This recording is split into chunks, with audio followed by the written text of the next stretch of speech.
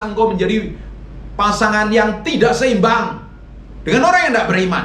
Bagaimana gelap bisa bersatu dengan terang. Tapi kadang mata dibutakan oleh cinta. Padahal harusnya cinta itu melek, bisa melihat kenyataannya. Berapa banyak orang yang pacaran isinya mesra-mesraannya, nonton, makan, jalan-jalan, baru setelah nikah baru ketahuan semuanya. Kagetnya luar biasa. Saya pikir dulu kita nikah, kita pacaran lama sekali. Saya pacaran dengan istri saya sebelum nikah itu lama sekali. Dan akhirnya kita memutuskan untuk samcit dan akhirnya memutuskan untuk nikah. Di awal pernikahan saya pikir saya ngerti dia dan dia ngerti saya. Ternyata jauh dari arang. Dan dibutuhkan proses selama 6 tahun untuk penyesuaian. Isinya gegeran, perang, Barata, Yuda, Jaya, Binangun. Berantem kadang, salah pendapat, silih pendapat, dan lain sebagainya. Tapi dengan berjalannya waktu setelah 6 tahun sampai hari ini kita mesra. Betul nggak sayang? Cintaku, negeriku, kayuan pulau kelapa. Kita mesra, kita nggak pernah ribut. Kita bisa menyelesaikan dengan baik. Dibutuhkan pengertian ternyata di dalam pernikahan itu. Makanya belum nikah-nikah ini, pemain keyboard udah nikah belum? Sudah? Ya puji Tuhan. Yang belum nikah-nikah ini engkau harus belajar melihat dengan kacamata iman calon pasanganmu. Bukan modal cinta tok loh. Cinta itu habis ketika dia ngalami tekanan, himpitan, persoalan kalau tidak murni. Nanti kamu nikah 3 bulan isinya bulan madu tok. Lama-lama madunya habis, kamu tinggal bulannya. Kalau bulannya isinya bulan sabit, horor isinya. Makanya pernikahan yang baik, keluarga yang baik itu di dalamnya merasa nyaman. Istri harus merasa nyaman kalau dekat suami. Suami juga rasanya tenang dan adem. Saya ini kebiasaan kalau ngadepin banyak masalah ruwet, saya lebih banyak ngobrol dengan istri saya. Saya lebih banyak dekat. Udah kita ngobrol, kita lebih dekat, banyak cerita. Ya istri saya nggak tahu kalau saya lagi banyak masalah kadang. Kadang laki-laki memang kadang berjuang sendiri, istri nggak usah kasih peperangannya lah, kasih kemenangannya aja lah. Nanti kalau dikasih peperangannya malah cerewet, ikut atur strategi malah salah semua kebanyakan. Kan kebiasaannya kan begitu kan, khawatir lah, panik lah, stres. Perang biasanya kita laki-laki perang aja. Dan jadi imam, raja, nabi, dan guru buat keluargamu. Buat nyaman dan tenang waktu masa peperangan. Nanti kemenangan yang kasih. Ya memang ada hal tertentu memang kita harus berperang sendiri. Ada yang peperangan yang kita hadapin suami dengan istri. Tujuannya apa? Supaya keluarga pernikahan kita itu powerful. Dan apa yang terjadi dengan Naomi ini kasih saran kepada Ruth supaya kamu ini mencari tempat perlindungan.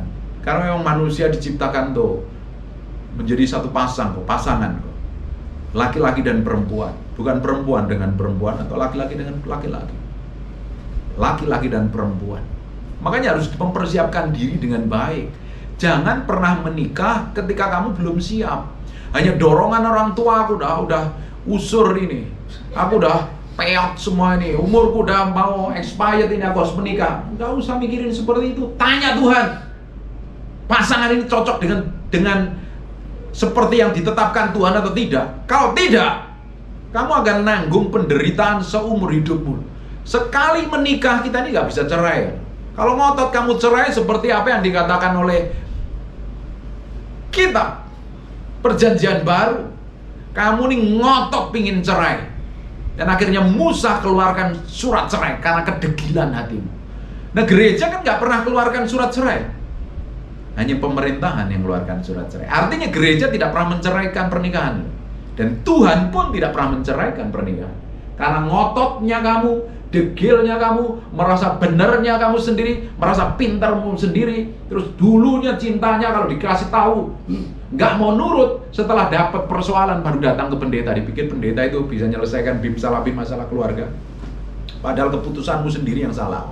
Saya ini ngonselingin hampir tiap hari banyak orang-orang bermasalah di dalam keluarga. Sampai ada yang ngomong begini. Semoga yang dengerin, yang konseling sama saya itu mendengarkan. Sampai ngomong begini. Kenapa Tuhan izinkan saya menikah? Toh kalau saya ujungnya menderita di dalam pernikahan saya. Toh ujungnya saya harus cerai. Lah siapa yang mengizinkan kamu? Mungkin kamu matamu buta waktu itu ngelihat pasanganmu kelihatannya seperti Tuhan Yesus sempurna luar biasa. Setelah kamu menikah kamu dapatin seperti Yudas. Kamu nggak tanya Tuhan dulu kok kok nyalain Tuhan? Sampai dia ngomong begini, saya ini kepahitan loh dengan Tuhan. Ya bodoh, saya bilang bodoh, kepahitan dengan Tuhan. Punya hak apa kita kepahitan dengan Tuhan? Terus salah pilih pasangan, terus pahit sama Tuhan itu loh. Apa dipikir masalahmu selesai? Kan nggak akan selesai. Selesai. Kecil-kecil lidahnya. Nah makanya perlu hikmat pengertian yang datangnya dari Tuhan. Makanya kita perlu hidup takut akan Tuhan. Nanti saya berdoa nih yang sedang mau PDKT dan sedang mau lamaran ini, kamu ketemu pasangan yang benar-benar datangnya dari Tuhan, kamu menjadi berkat bagi banyak orang. Bapak Ibu, ketika hubungan kita suami istri ini powerful, kokoh, berjalan dalam ketetapan ilahi, jadi berkat bagi banyak orang. Hidup saya jadi berkat bagi banyak orang. Bahkan istri saya itu kalau ngonselingin orang lebih sabar, lebih pengertian, kadang firmannya keluar lebih banyak kadang. Kadang saya kalau ngonselingin orang nggak bertobat, gemes kadang. Orang diomongin ABC dia sampai Z kok nggak berubah mau diapain kadang. Makanya kalau hidupmu benar-benar berjalan sama Tuhan, engkau akan diarahkan step by step berjalan dalam pusat kehendak. Nah ini dibutuhkan. Kita ini mati terhadap diri kita sendiri supaya ngikutin kehendak Tuhan. Kalau hanya sekedar jadi orang Kristen, banyak jadi orang Kristen tapi kelakuannya kayak setan. Banyak orang rajin ke gereja isinya ribut, gegeran, dan berantem. Hidupnya biasa saja. Harusnya hidup kita di atas rata-rata. Seperti ini loh. Ruth nih hidupnya di atas rata-rata. Makanya surga berkehendak pakai keturunannya dia melahirkan Mesias. Harusnya yang lahir dari keturunanmu suatu hari menjadi dampak besar bagi generasi yang akan datang. Bahkan hidupmu hari ini memiliki dampak besar. Bukan menjadi orang Kristen yang biasa, menjadi orang Kristen yang luar biasa. Amin.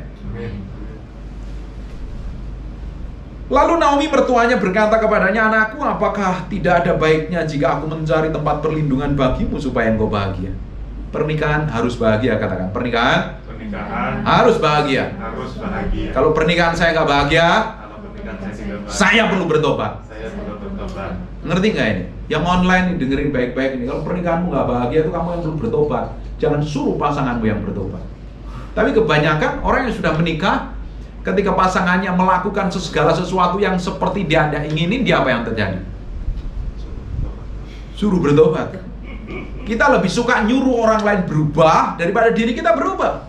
Kita lebih suka ngoreksi pasangan kita daripada ngoreksi diri kita sendiri. Karena kita merasa paling benar sejagat raya, dan kita merasa paling suci dan berkenan sendiri, dan di ujungnya malah babak belur. Semakin kita nuntut orang lain berubah, semakin kita kecewa.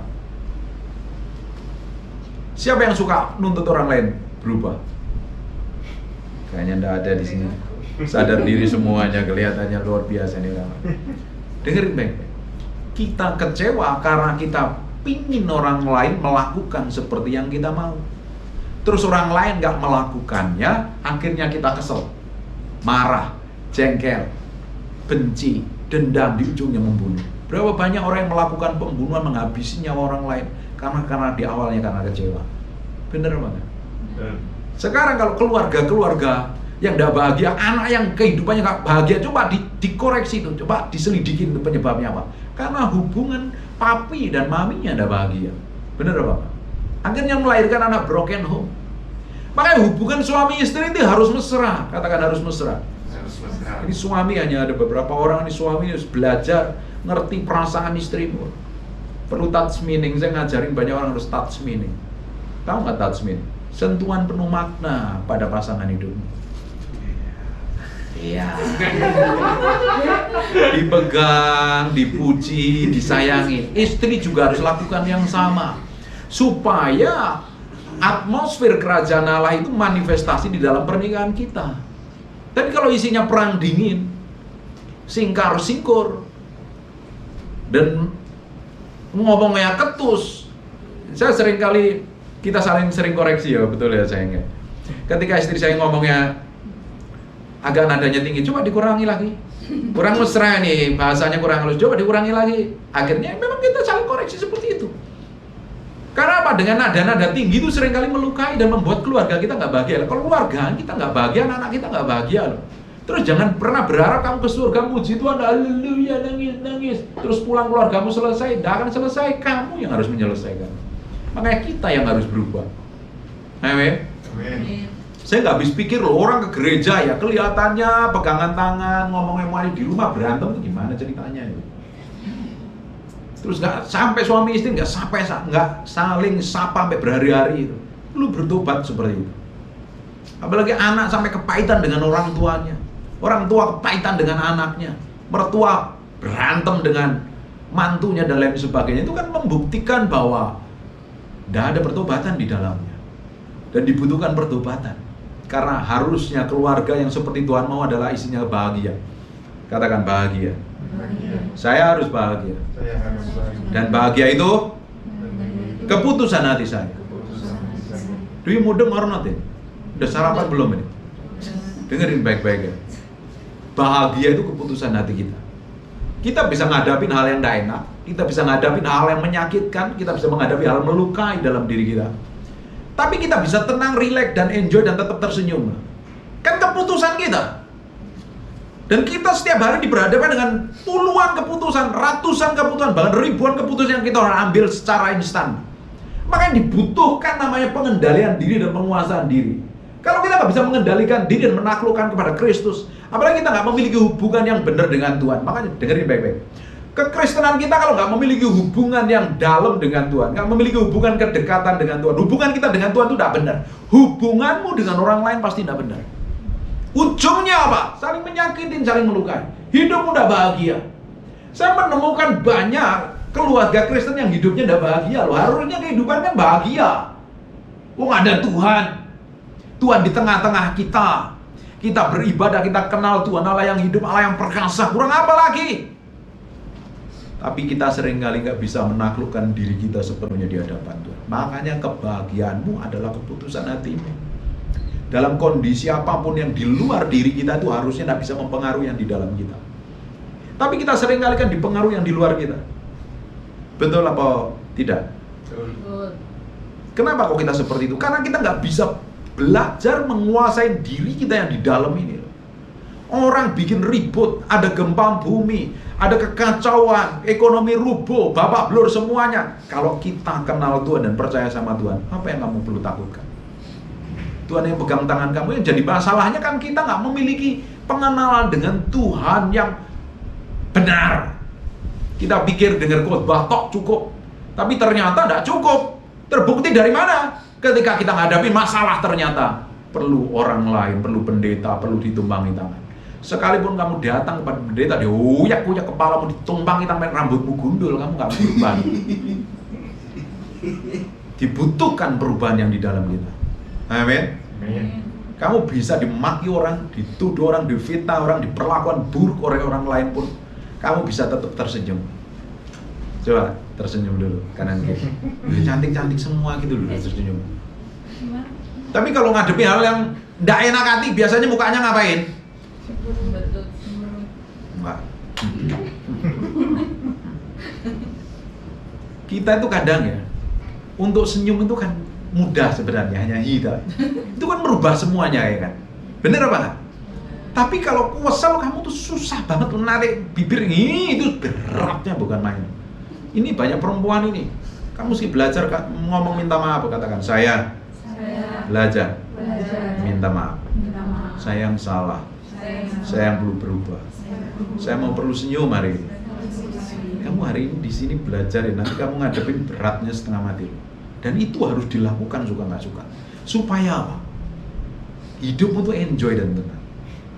Bayangin kita nyembah Tuhan Allah pencipta langit dan bumi tinggal di dalam diri kita, menuntun hidup kita, terus hidupmu merana, menderita, kesepian. Ada orang Kristen yang kesepian tuh karena apa? Dia nggak kenal dirinya sendiri dan dia nggak kenal Tuhan. Padahal justru kalau orang yang Kristen yang sejati, dalam kesendirian dia enjoy loh, dia bisa berhubungan intim dengan Tuhan, dia bisa bergaul dengan Tuhan. Tapi kalau nggak punya teman malah merana, menderita, kok aku nggak ada yang nyayangin ya, kok aku nggak ada yang nyapa, aku ulang tahun, happy birthday for myself ya, aduh malu-maluin banget lah. Artinya kamu tuh nggak bener hubunganmu dengan Tuhan. Orang itu kalau hubungannya bener dengan Tuhan, dalam kondisi apapun dia enjoy, relax. Nggak perlu stres, nggak perlu bingung. Dia tahu tujuan hidupnya apa.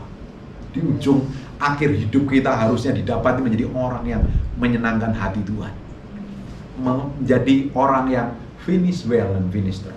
Amin. Amin. Maka sekarang bukankah Boas yang pengerja-pengerjanya perempuan itu telah kau temanin itu adalah sanak kita. Dia pada malam ini menampi jelai di tempat pengirikan. Dengerin baik-baik. Selama hati kita ini punya motivasi, kerinduan mencari Tuhan, Tuhan selalu pakai caranya yang ajaib. Di ujungnya seperti ada kebetulan-kebetulan yang tidak disengaja, padahal Tuhan campur tangan di dalamnya. Bayangkan, ini kan dari Moab, dari kota Moab dibalik ke Yerusalem.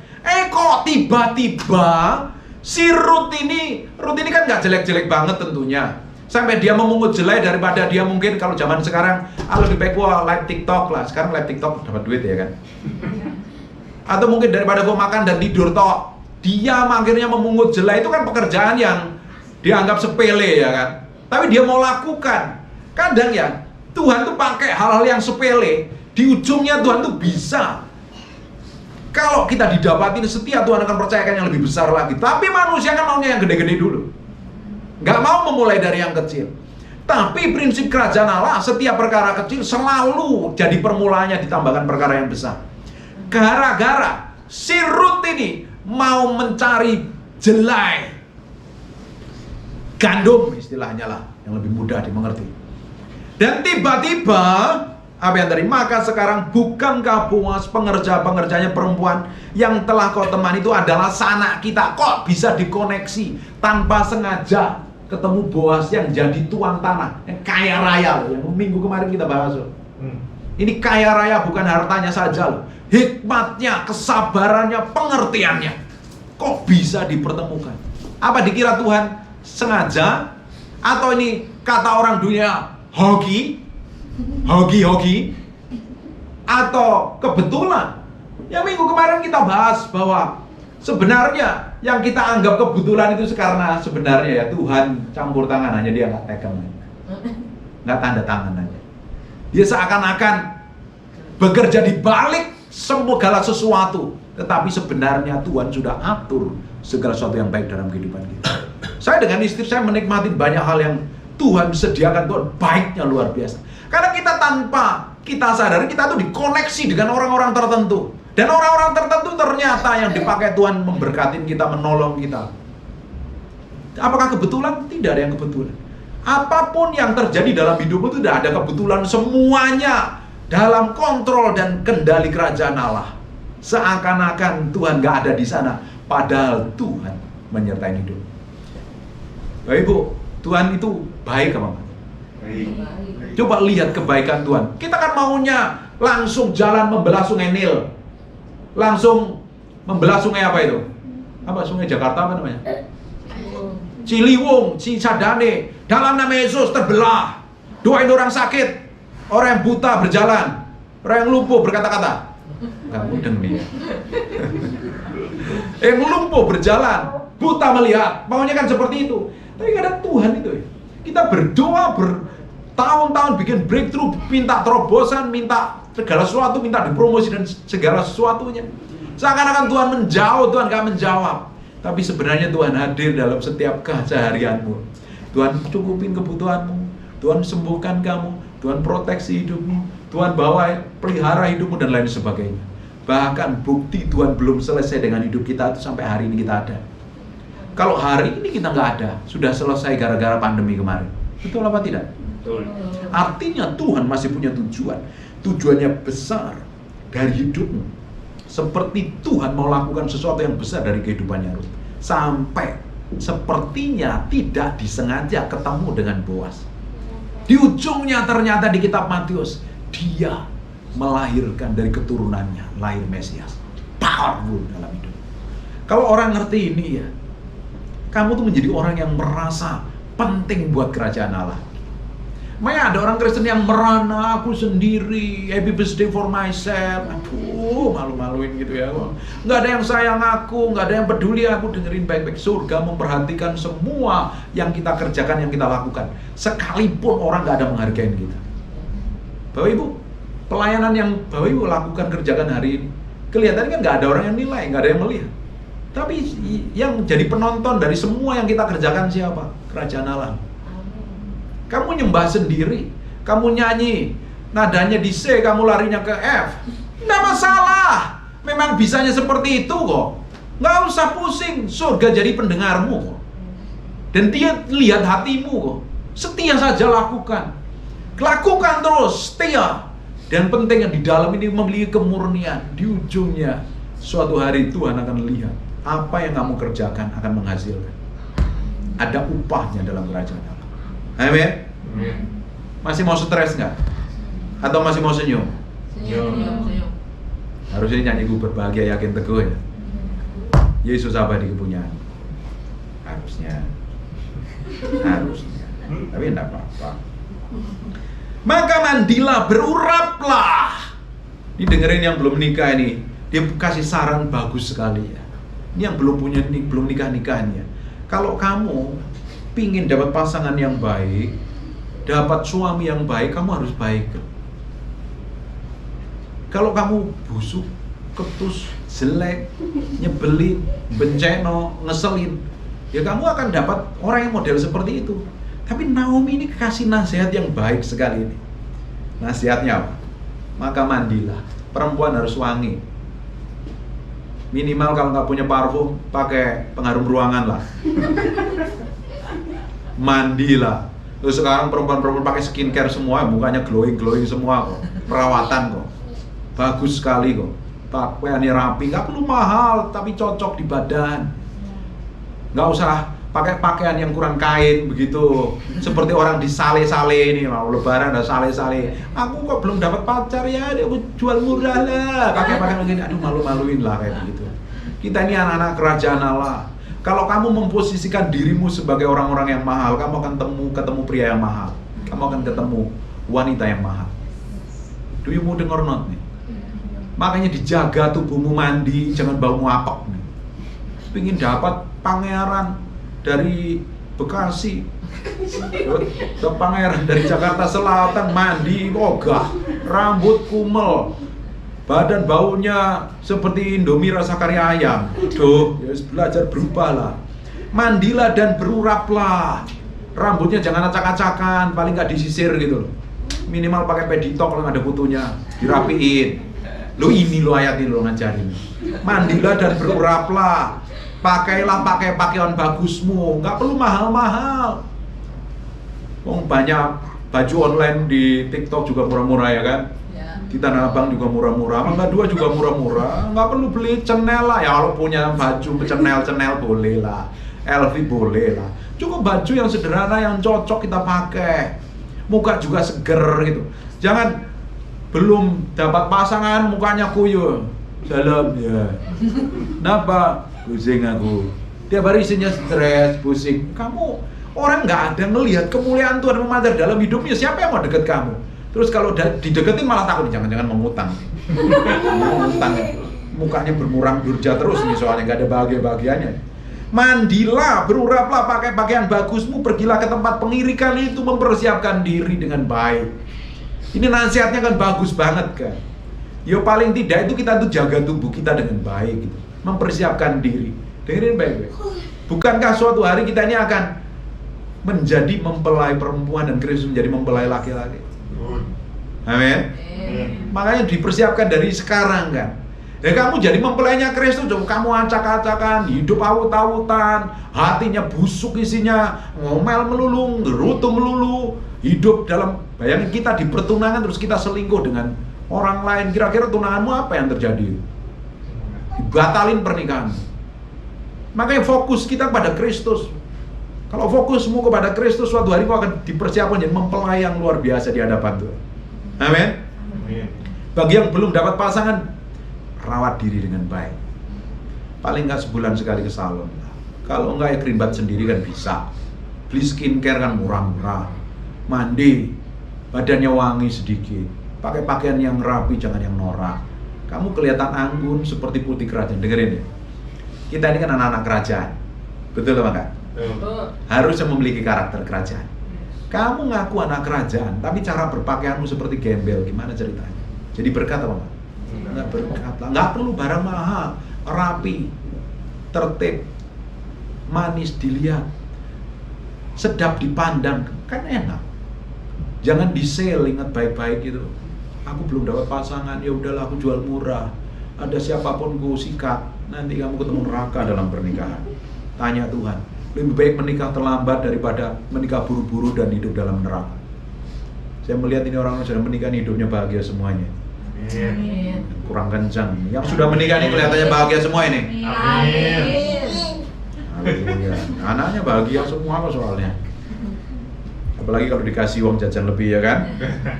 Biasa sering liburan itu. Aduh, makanya kalau ketemu pasangan yang baik itu hidupmu bahagia. Kamu akan menikmati surga di muka bumi. Tapi kalau kamu salah pilih pasangan seumur hidup, kamu akan ketemu horor isinya. Misteri istrinya, thriller semuanya. Kamu nggak akan bahagia, kamu akan merana. Apalagi kalau pulang, saya itu pernah ngonselingin orang, kalau suaminya pulang dia udah deg-degan, ketakutan gitu. Aduh Pak, gimana ya Pak? Loh ini nggak bener ini, saya bilang. Cari akarnya, beresin.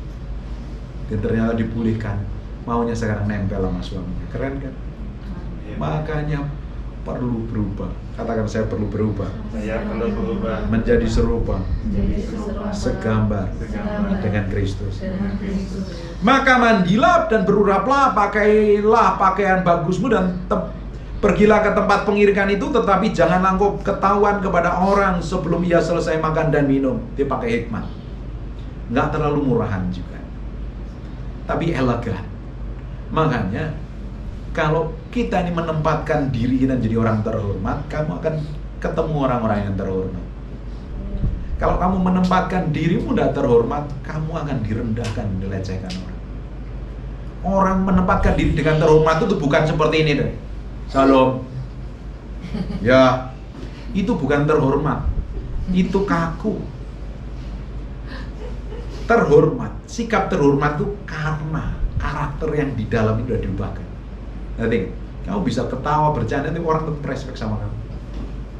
Lahirnya dari dalam, otoritas ilahi atau wibawa ilahi. Karena kamu bisa menempatkan di tempat yang tepat, ngomong dengan tepat, bergaul dengan tepat. Istilah orang Jawa ini, tepo seliro, tepo tepak seliro awak. Bisa menempatkan diri dengan tepat, di posisi yang tepat. Kamu menjadi orang yang terhormat, bukan orang yang murahan. Amin. Jika ia membaringkan diri tidur, harus langkung perhatikan baik-baik di tempat ia berbaring. Kemudian datanglah dekat, singgapkanlah selimut dan kakinya, berbaringlah di sana. Maka ia akan memberitahukan kepadamu apa yang harus kau lakukan. Dia penuh hikmat. Ini adat istiadat Yahudi ini nggak bisa ditiru di Indonesia ini. Ngawur nih, kamu tiru di Indonesia. Apa-apaan ini? Nggak bisa. Lalu kata Rut kepadanya, segala yang kau katakan itu akan kulakukan. Nurut kan?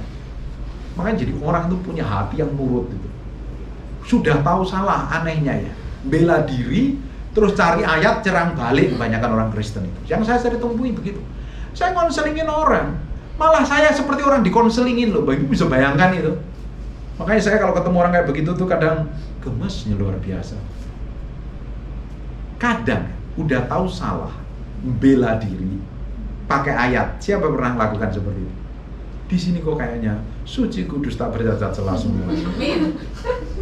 Pernah kan ngalamin kayak begitu? Belajar nurut. Ikut Tuhan itu nurut, kata ikut Tuhan. Itu nurut.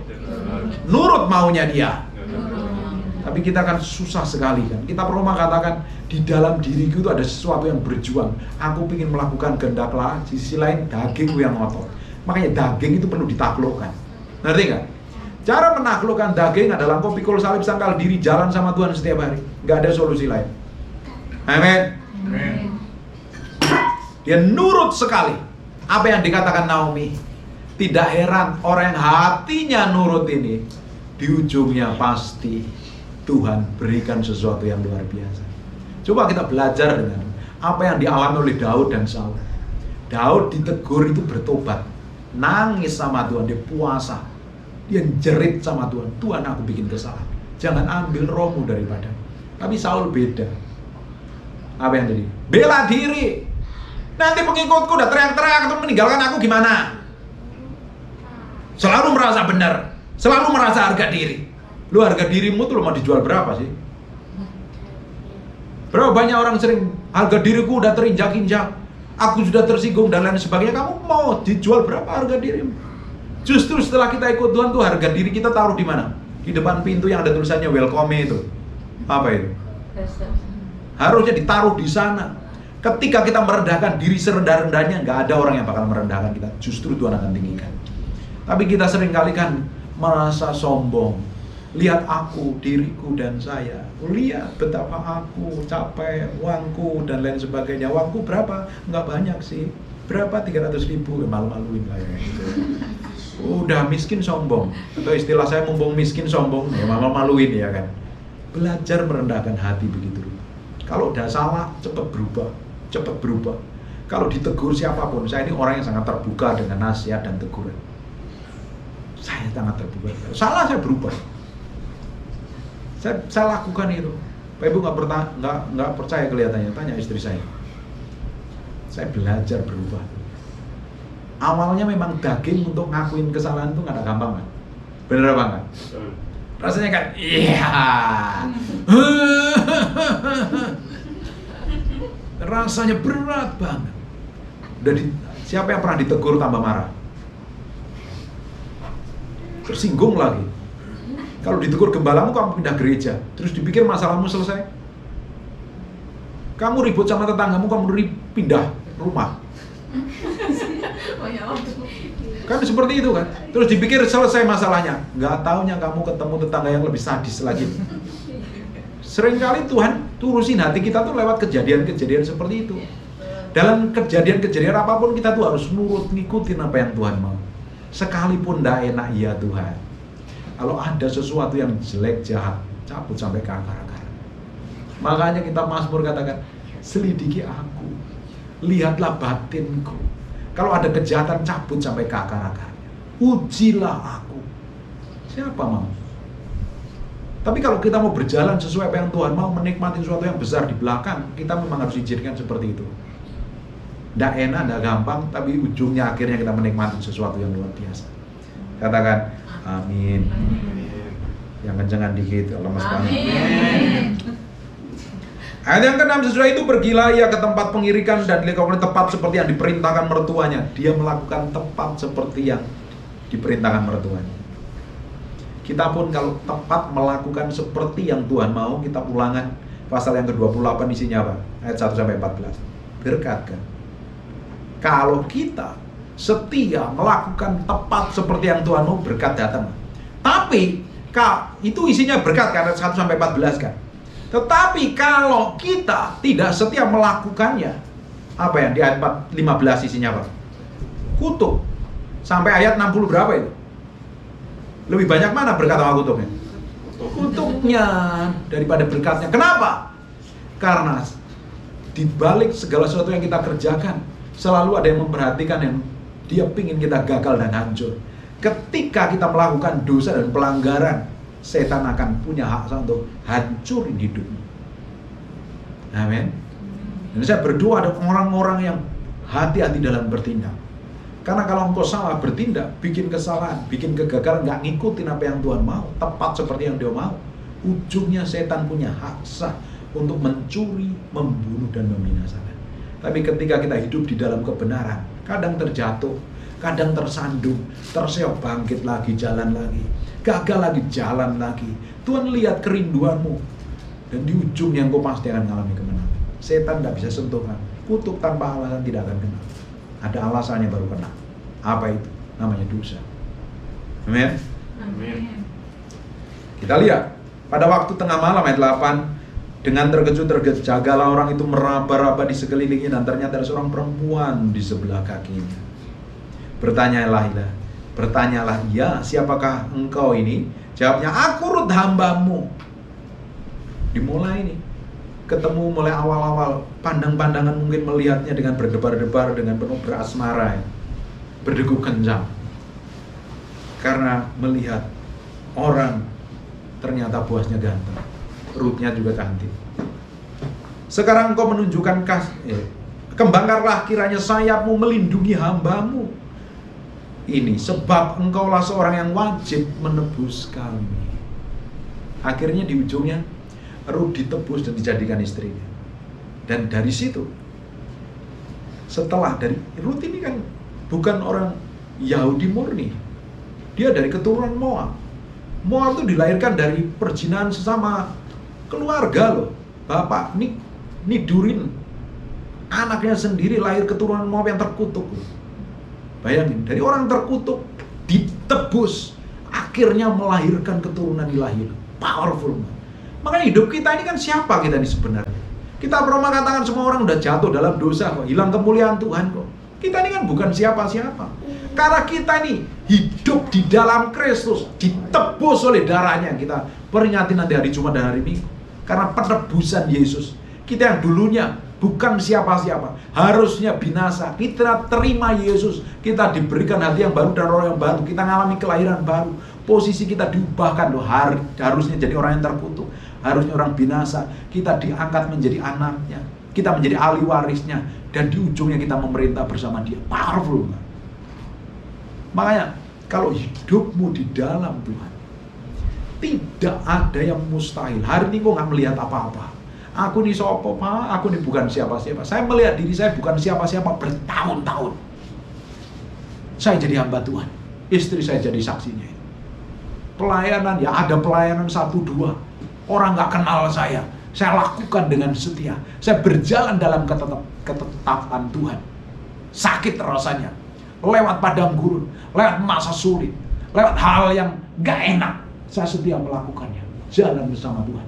Di ujungnya ternyata ada promosi dan peninggian. Ruth yang dulunya bukan keturunan orang Yahudi asli, yang harusnya bukan menjadi orang yang menjadi bagian yang melahirkan keturunan Mesias, karena penebusan dilakukan oleh Boaz, akhirnya dia menjadi orang yang spesial. Hidupmu pun juga sama. Amin.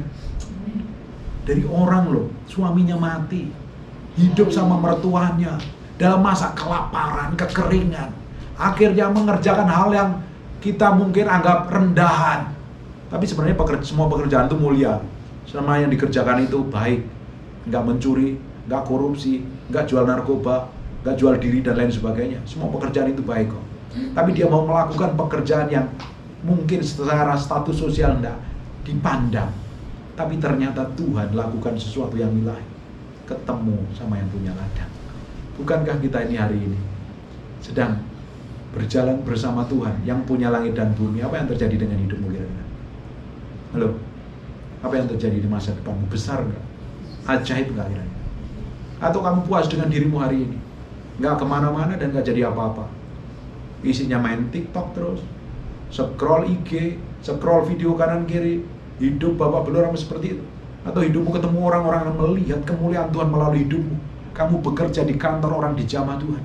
Bahkan kalau ada Tuhan yang manifestasi dalam hidupmu, kamu tinggal di sebuah perusahaan dan perusahaan itu mau bangkrut karena ada kamu, ada favor lebih. Tuhan bisa ubahkan perusahaan menjadi untung. Katakan amin. Amin. Ketika kamu ditempatkan di keluarga yang babak belur karena ada manifestasi Tuhan yang di dalam hidupmu, begitu powerful penyertaan Tuhan, itu keluarga bisa diubahkan. Amin. Amin.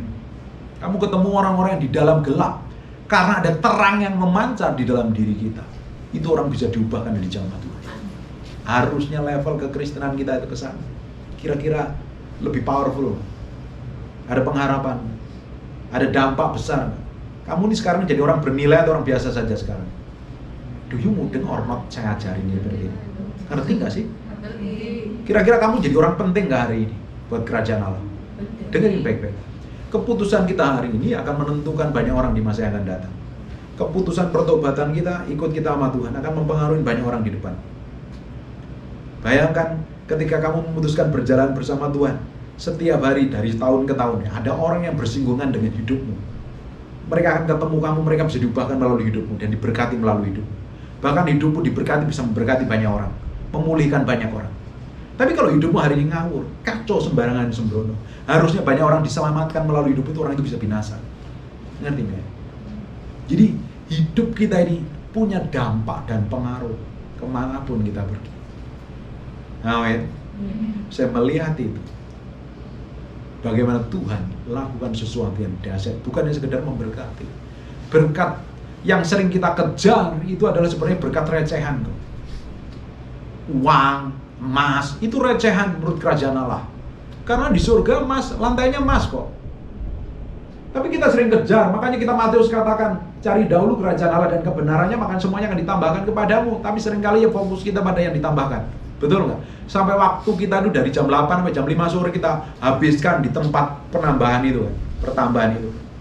Harusnya kita memang bekerja tanggung jawab, kita menjadi orang yang skillful, kita melakukan bagian kita, profesi apapun, pekerjaan apapun yang Tuhan percaya, lakukan yang terbaik, the best. Di sisi lain kau mesti kejar Tuhan, dari situ kau akan mengalami pertambahan, bahkan bukan hanya pertambahan, pelipat gandaan. Amin. Amin. Diberkati. Amin. Katuk dulu. Lalu katanya diberkatilah kiranya engkau oleh Tuhan ya anakku. Bayangin, lah ini kan bukan siapa-siapa. Rut ini kan belum siapa-siapa kan, belum dinyatakan cinta. Tapi Boas itu punya hati yang luar biasa.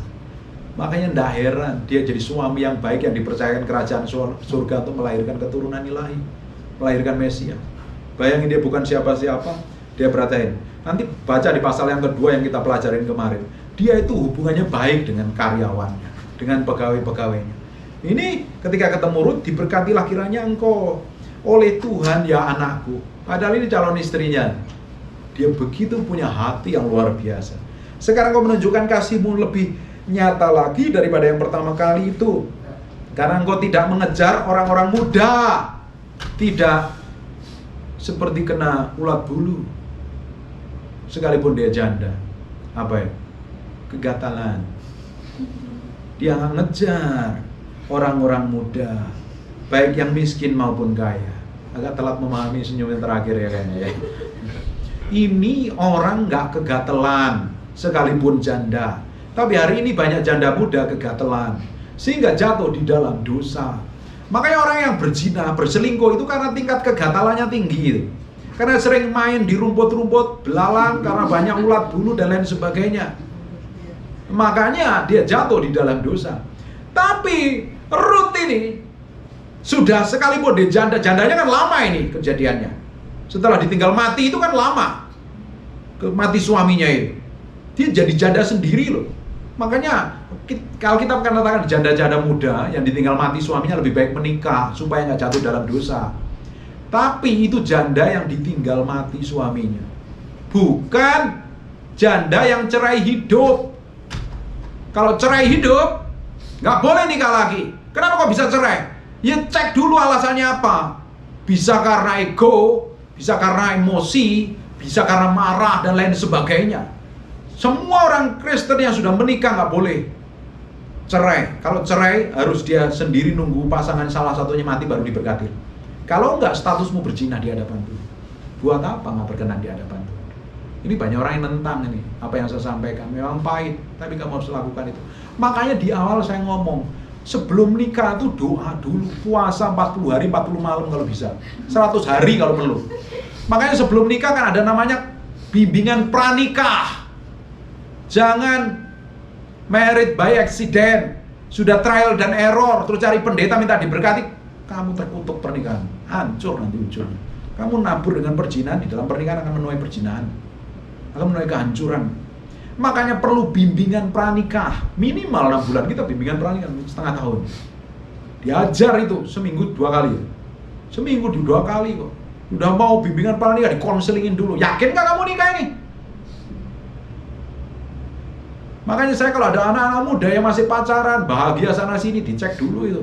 Karena pacaran isinya bahagia tanpa ngetes dulu, lihat emosinya seperti apa, keluarganya seperti apa, ada keturunan yang gila enggak, keturunan cerai enggak, mati muda enggak, sakit penyakit enggak, penyelewengan, semuanya kan perlu diurusin seperti itu. Supaya ketika pernikahanmu sudah jalan, jangan kamu nelponin pendeta. Pendeta nangis, jam 12 malam diteleponin orang, jam 2 malam, ribut gegeran. Bahkan kita baru liburan waktu di Bandung ya, di tol masih diteleponin orang, ribut gegeran, kita mesti ngonselingin pernikahan sampai jam 3 pagi, belum tidur waktu itu. Karena apa? Karena pernikahannya ngawur. Makanya perlu berdoa, tanya Tuhan sungguh-sungguh. Bukan main-main pernikahan kita. Dengerin baik-baik. Pernikahan kita itu tercatat di dalam kerajaan Allah. Tadi yang kita baca, coba perhatikan di Matius 1 ayat yang ke-6, perhatikan. Isai memperanakkan Raja Daud, Daud memperanakkan Salomo dari istri. Padahal Salomo itu hasil dari siapa? Batseba sama? Loh, baca Alkitab apa enggak sih? Salomo itu kan bapaknya Daud kan?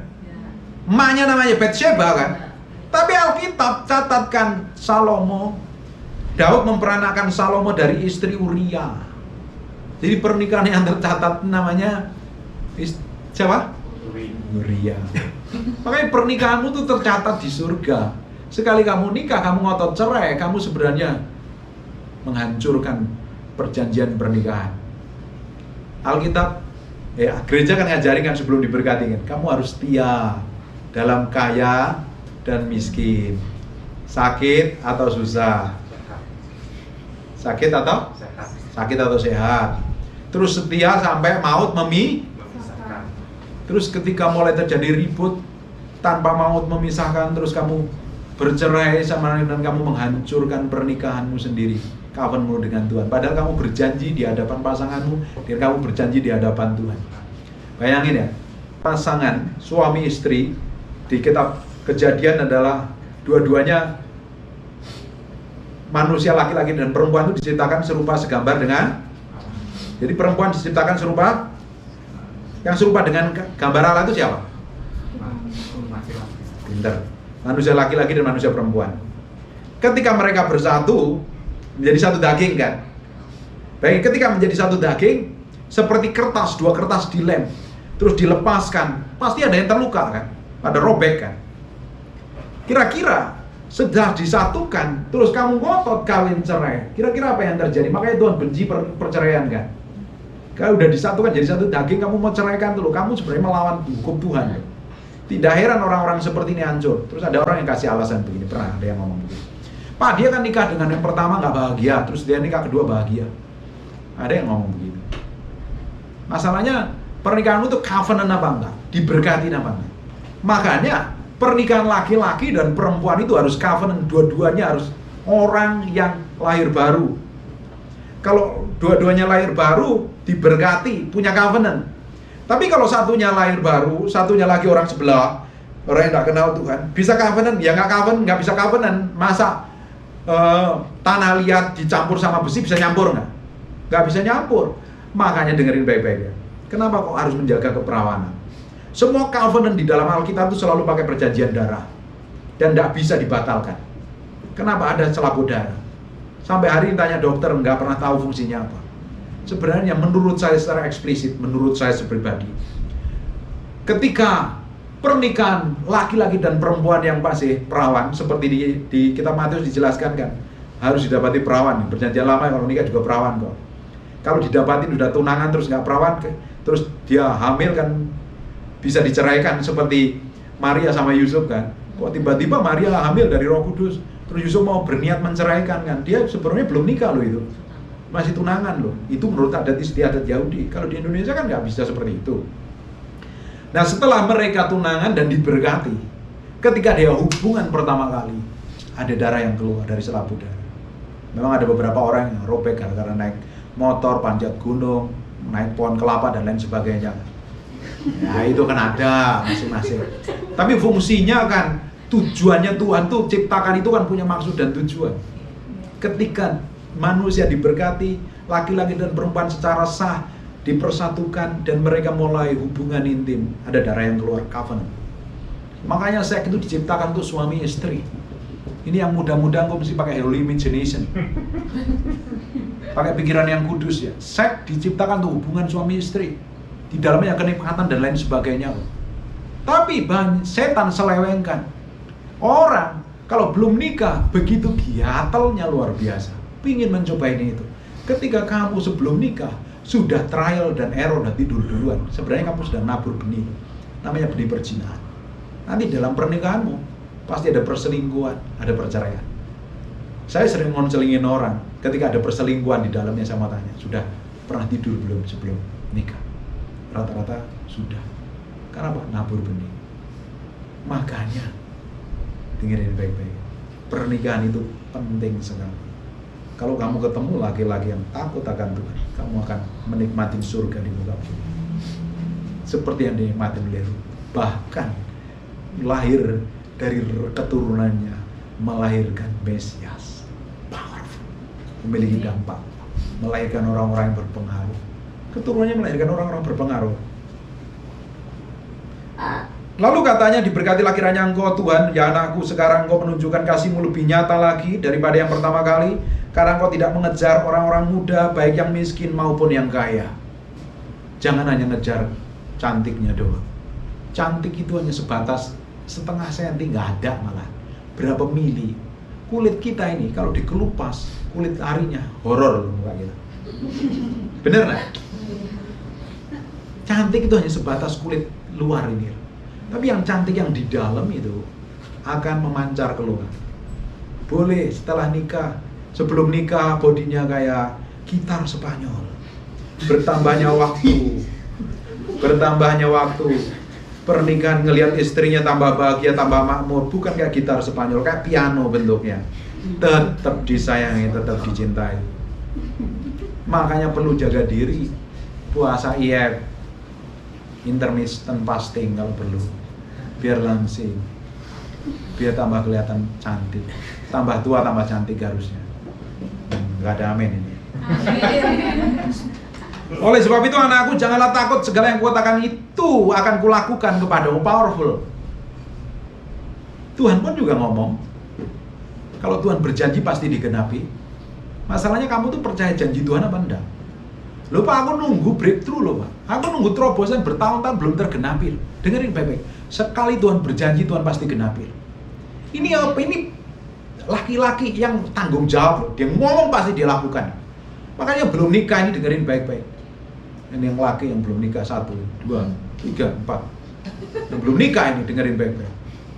Kamu harus bisa dipegang kata-katanya. Laki-laki harus bisa dipegang kata-katanya. Kalau kamu mau menikah tapi pasanganmu isinya belinjani janji, itu bahasa Jawa. Hasilnya apa namanya itu? Belinjani janji itu apa? Menyebar janji, mengkhianatin janji, ngomong kosong nggak ditepatin, udah lupakan. Kan dalam pernikahan dia akan bohong. Kalau di awalnya di permulaan dengan bohong, kamu akan di dalam pernikahan ada kebohongan terus-terusan. Kamu yang terluka. Laki kayak begitu, buang ke laut, serahin ke Tuhan. Minta yang baru. Tuhan kirim yang baru nanti. Tinggalkan buat apa? Laki-laki banyak di seluruh muka bumi ini. Kamu jangan sampai jatuh cinta, sampai tergila-gila dengan satu laki-laki, kelakuannya buruk, kamu berarti buat apa? Amin. Amin. Awas nanti kamu dengar kayak begini senyum-senyum, kamu udah jatuh cinta, lupa lu segala-galanya. Ngomongin kayak apa, enggak, pokoknya aku cinta, aku udah berdegup kencang, berasmara ini. Ngawur kamu. Maka sekarang memang aku seorang kaum yang wajib menebus, tetapi walaupun demikian masih ada lagi seorang penebus yang lebih dekat daripada aku. Powerful. Ada penebus. Siapa? Yesus Kristus menebus kita. Sekalipun dia penebus. Buas menebus, tapi ada seorang penebus yang lain. Yesus Kristus yang menebus hidup kita. Yang harusnya kita itu binasa. Pakai orang Kristen yang tetap ke gereja tapi kelakuannya bejat, hidupnya tinggal tunggu waktu. Hancur. Karena ketika kamu sudah tahu firman, kamu melakukan dosa. Tapi berani katakan kamu menyalibkan Tuhan untuk kedua kalinya. Semakin orang mencintai Tuhan, dia nggak mau nyakitin hati Tuhan. Dia akan mengasihi Tuhan lebih dari apapun. Dia akan lakukan yang terbaik. Udah 1 jam lebih, kita cepat selesai ya. Kita mau selesai ya, katakan yes. Yes. Wih senangnya. Ini masih banyak ayatnya, kita lompat ya. Ayat yang ke-16. Setelah perempuan itu sampai pada mertuanya, berkatalah mertuanya itu, bagaimana anakku? Lalu diceritakanlah semua yang dilakukan orang itu kepadanya. Serta berkata, yang 6 takar jela ini diberikan kepadaku. Baik yang murah hati. Cari calon suami yang murah hati, jangan yang pelit. Orang yang pelit, Alkitab Amsal ya, banyak orang yang pelitnya bukan main, tapi malah miskinnya. Menabar harta, tambah diberkati. Jadi orang cari laki-laki yang murah hati. Para suami juga harus murah hati dengan istrinya. Jangan punya rekening sendiri, rekeningnya dikasih tahu istrinya. Jangan sembunyi-sembunyi. Keuangan kita harus terbuka kalau suami istri. Jangan ada yang ditutup-tutupi. Hubungan suami istri itu harus terbuka. Jangan ada yang ditutup-tutupi. Ketika ada yang ditutup-tutupi itu menjadi celah di mana setan akan hancurkan kehidupan kita. Amin. Ini yang belum nikah ini agak ruwet ya Pak. Ya, nanti kamu akan ngalami sendiri. Serta berkata, yang 6 takar jalan diberikan kepadaku, sebab katanya, engkau tidak boleh pulang kepada mertuamu dengan tanpa hampa. Luar biasa ya, baiknya luar biasa ya. Ini calon suami yang baik. Tidak heran ya, punya laki-laki kayak begini mesti hidupnya bahagia. Dan benar dia bahagia. Padahal, rutini janda, dengerin para janda yang dengerin ibadah online. Ada pengharapan di dalam Tuhan. Selama engkau nggak gatel, yang kan ada ibadah online, yang dengerin di YouTube dan lain sebagainya.